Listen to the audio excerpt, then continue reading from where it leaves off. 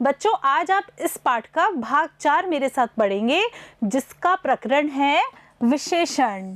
बच्चों यह विशेषण ग्रामर का हिंदी व्याकरण का ही एक पार्ट है, लेकिन यह आज आपको पढ़ना है क्योंकि आपकी पाठ्यपुस्तक में विशेषण पर आधारित बहुत सारे प्रश्न हैं जिन्हें हल करने के लिए आपको इस प्रकरण की जानकारी होना बहुत आवश्यक है। आज आप मेरे साथ पढ़ेंगे विशेषण की परिभाषा, विशेषण के प्रकार और विशेषण की विशेषताएं। तो बच्चों चलते हैं अपने टॉपिक की तरफ।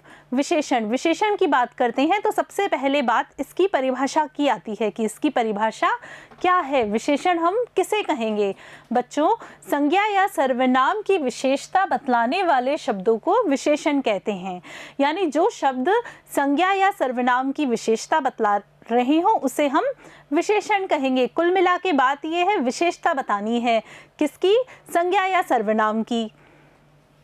जैसे उदाहरण देखो, काला घोड़ा, अच्छा विद्यार्थी, रंग बिरंगे फूल आदि। तो बच्चों यहाँ पर घोड़ा क्या है? हमारी संज्ञा। इस संज्ञा की विशेषता कौन सा शब्द बता रहा है? काला। तो काला क्या हो गया हमारा? विशेषण। घोड़ा काला है, यह विशेषता कौन बता रहा है? काला शब्द बता रहा है। अतः काला शब्द क्या है हमारा? विशेषण। इससे हमें पता चल रहा है कि घोड़े का रंग कैसा है। अच्छा विद्यार्थी, विद्यार्थी हमारी संज्ञा हो गई, इसकी हम विशेषता बतला रहे हैं, लेकिन यह विद्यार्थी कैसा है इस बात की विशेषता कौन सा शब्द बता रहा है? अच्छा। तो अच्छा शब्द हमारा क्या हो गया? विशेषण। ऐसे ही रंग बिरंगे फूल आदि। बच्चों मैं आपको एक बात और बताती हूँ यहाँ पर कि आपने ये काला घोड़ा यहाँ देखा है, तो ये जो घोड़ा शब्द है वह संज्ञा या सर्वनाम होता है। यानी यहाँ जो शब्द होता है जिसकी हम विशेषता बता रहे होते हैं वह विशेष्य कहलाता है। यानी घोड़ा हमारा क्या हो गया? विशेष्य। और जो शब्द घोड़े की विशेषता बतला रहा है वह हमारा क्या कहलाता है? विशेषण। तो काला शब्द हमारा क्या हो गया? विशेषण। एक बात और है कि जो ये हमारा विशेषण है ना, वह हमेशा विशेष्य से आगे लगता है। विशेषण जिस संज्ञा या सर्वनाम की विशेषता बतलाते हैं उसे विशेष्य कहा जाता है।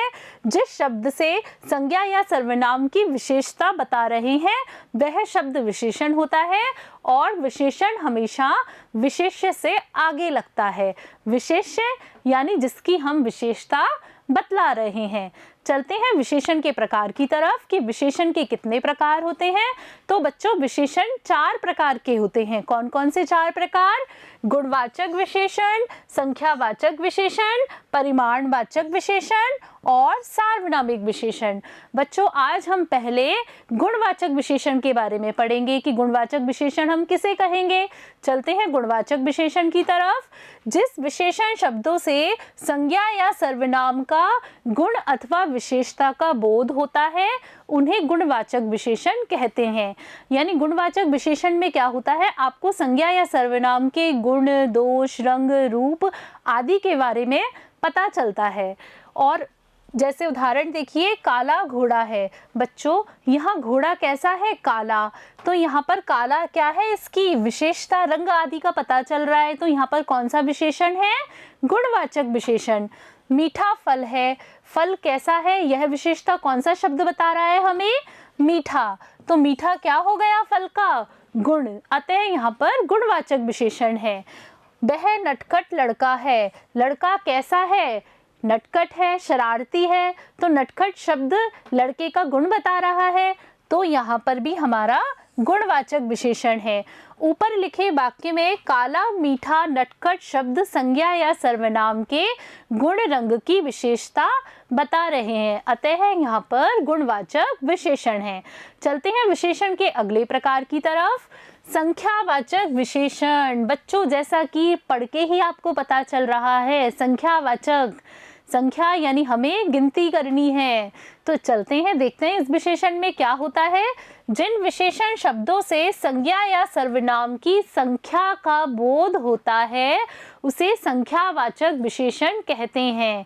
यानी हमें जहाँ से संज्ञा या सर्वनाम की संख्या का पता चलता है वह संख्यावाचक विशेषण होता है।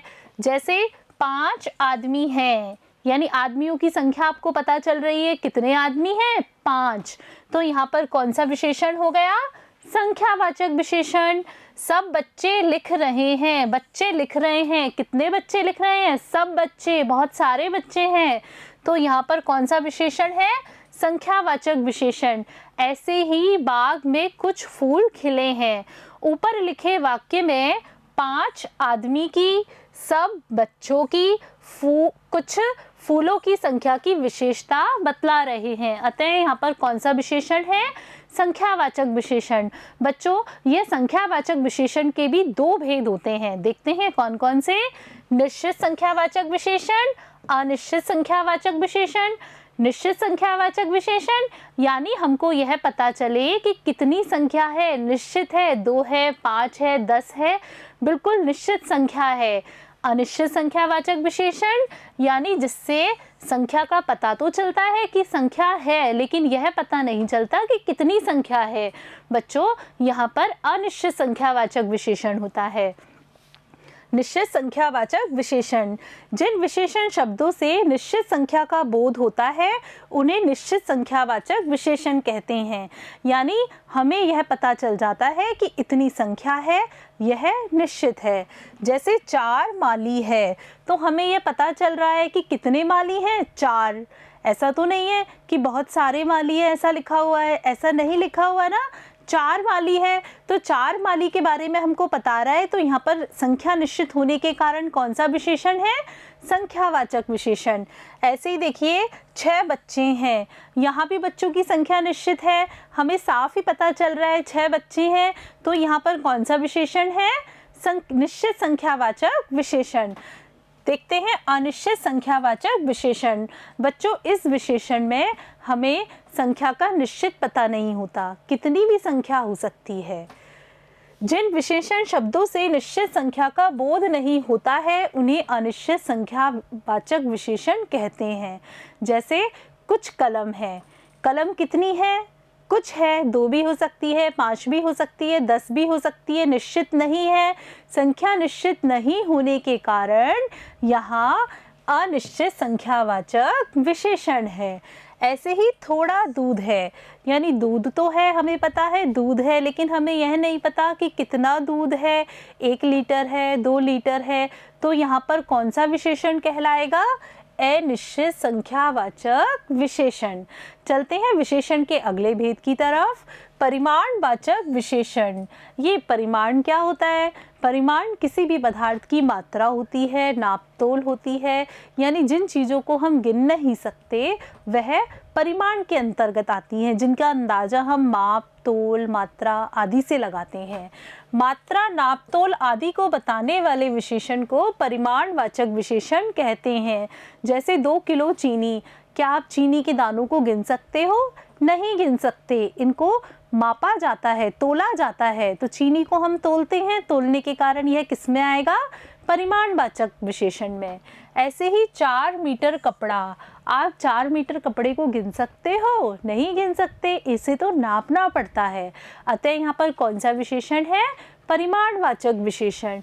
1 एकड़ भूमि, बच्चों यह भी परिमाणवाचक विशेषण का उदाहरण है। चलते हैं अगले भेद की तरफ। सार्वनामिक विशेषण।